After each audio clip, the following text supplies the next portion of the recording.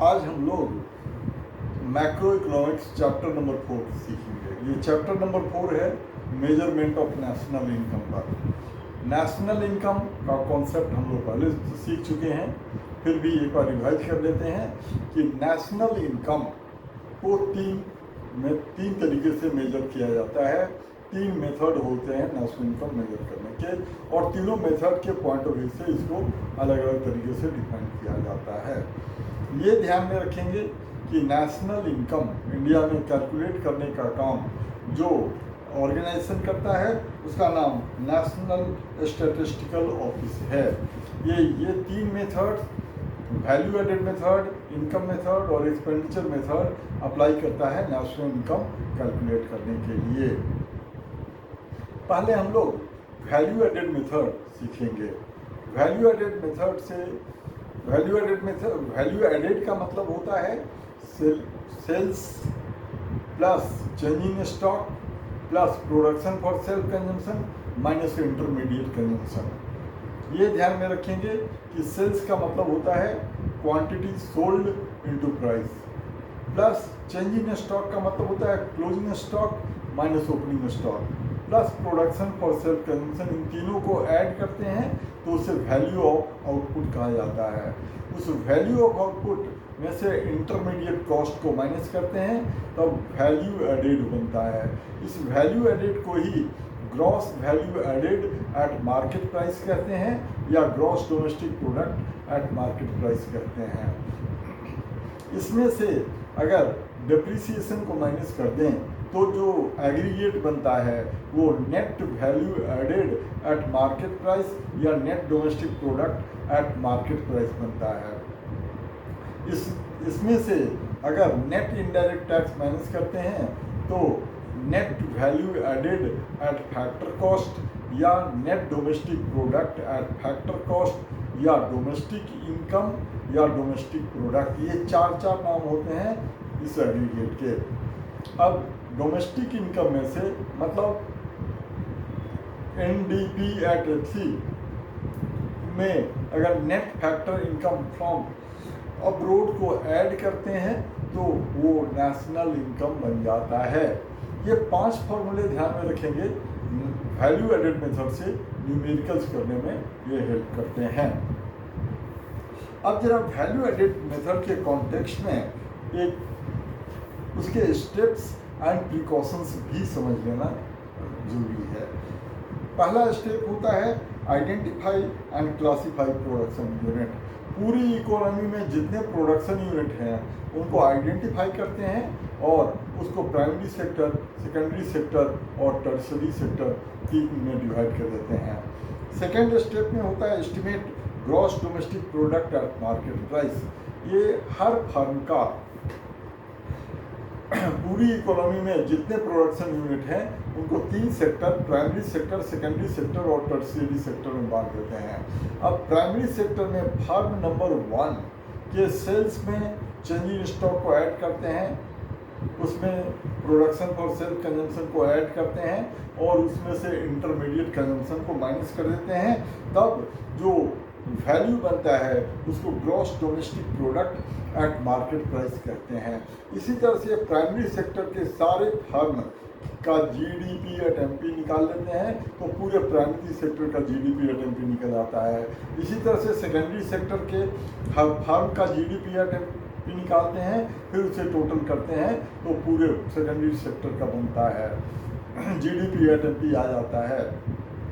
और इसी तरह से टर्शरी सेक्टर के सारे फर्म के GDP एट MP को निकालते हैं, उसे टोटल करते हैं तो वो टर्शरी सेक्टर का GDP एट MP आ जाता है। और तीनों सेक्टर के GDP एट MP को जब ऐड करते हैं तो फिर NDP एट FC तो वो पूरी इकोनॉमी का GDP एट MP बनता है। तो ये काम सेकंड स्टेप में करते हैं। थर्ड स्टेप में NDP एट FC निकालते हैं, वो GDP एट MP जो है इसमें से डिप्रिसिएशन को माइनस कर देते हैं और नेट इनडायरेक्ट टैक्स को माइनस कर देते हैं। तो NDP एट FC या डोमेस्टिक प्रोडक्ट या डोमेस्टिक इनकम निकल आता है। उसमें net factor income from abroad को ऐड करते हैं तो नेशनल इनकम पता चलता है। तो ये 4 स्टेप्स फॉलो करते हैं वैल्यू एडेड मेथड से नेशनल इनकम निकालने के लिए।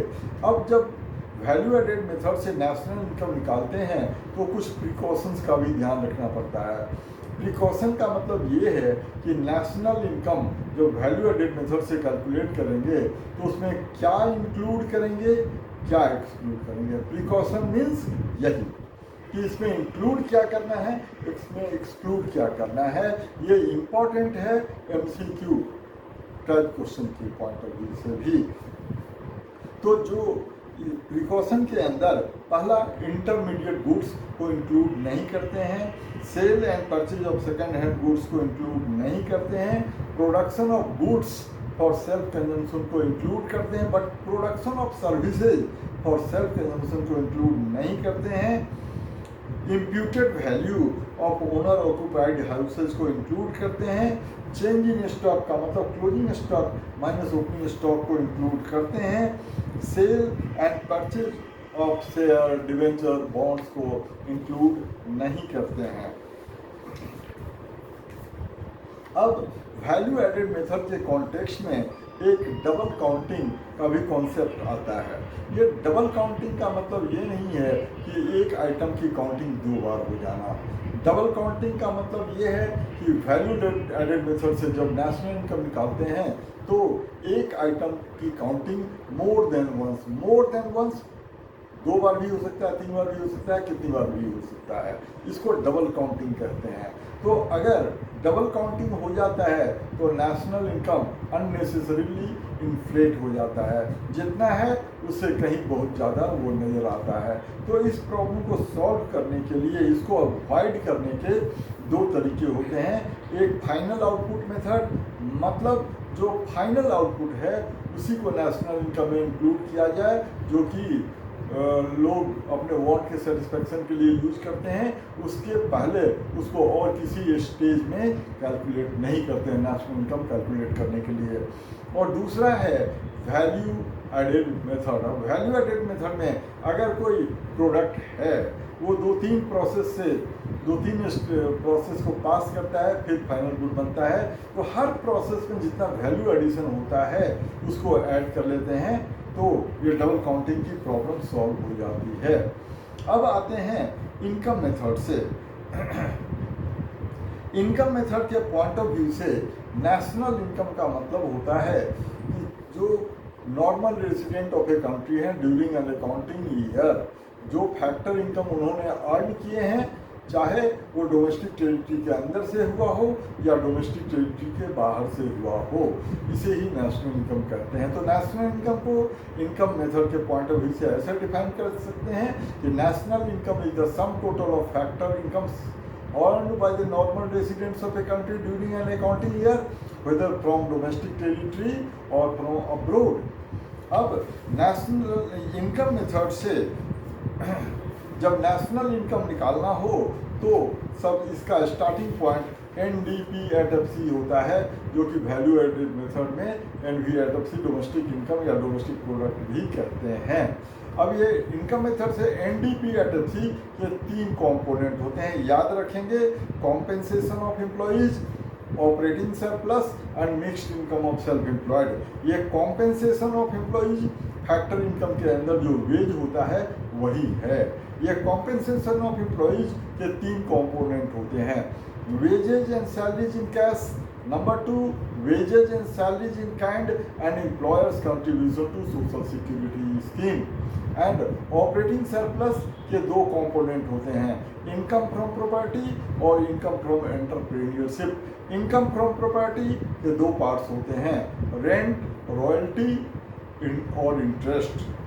यहाँ रॉयल्टी समझना इम्पॉर्टेंट है कि अगर कोई किसी के प्रॉपर्टी को, लैंड को यूज करता है तो उसके बदले में जो उसे पे करता है उसे रॉयल्टी कहते हैं। वो एक रेंट के जैसा ही होता है।